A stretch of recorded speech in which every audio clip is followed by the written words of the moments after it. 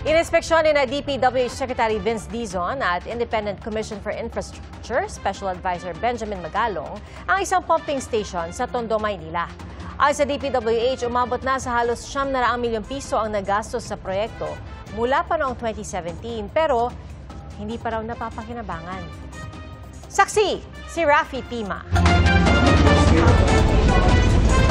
Sa dokumento pa ng nahawak ni Secretary Vince Dizon, uminit na ang ulo ng kalihim ng DPWH.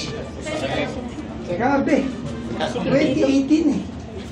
Sinadya nila Secretary Dizon at ICI investigator at Baguio Mayor Benjamin Magalong ang Sunog Apo Pumping Station sa Maynila, kasama si Manila Mayor Isko Moreno dahil mula nang matapos ang proyekto, hindi pa raw ito napapakinabangan. 2017 ito pinondohan, 2018 sinimulan at ngayon may bago na namang pondo para ito ay mapagana.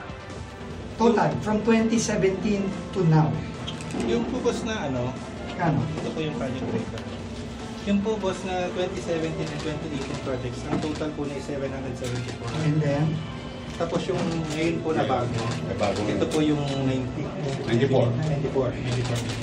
Bali po boss, So close to 900 million na ang siningin ng gobyerno. So halos 1 billion na nga yung siningin ng gobyerno.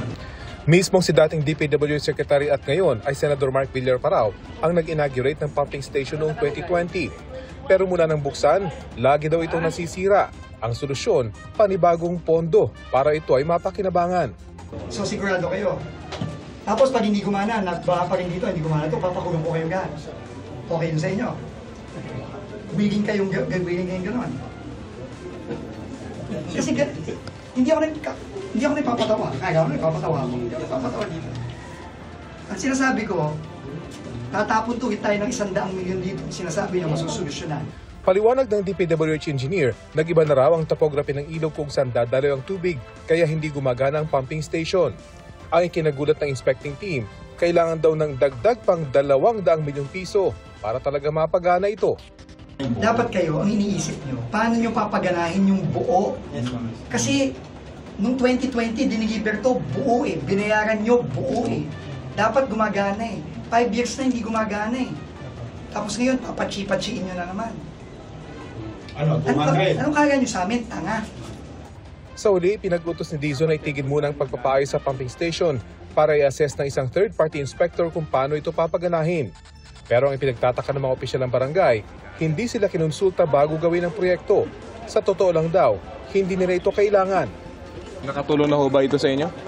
Hindi po, konsumisyon. Lalo na Dati pong baha namin, katalampakan. Ngayon naging bewan. Paglilinaw ni Mayor Magalong, kahit mapagana ang pumping station, titiyakin ng Independent Commission for Infrastructure na mananagot ang mga may kinalaman sa proyektong ito. Para sa GMA Integrated News, ako si Rafi Tima, ang inyong saksi.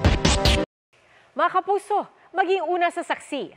Mag-subscribe sa GMA Integrated News sa YouTube para sa iba't ibang balita.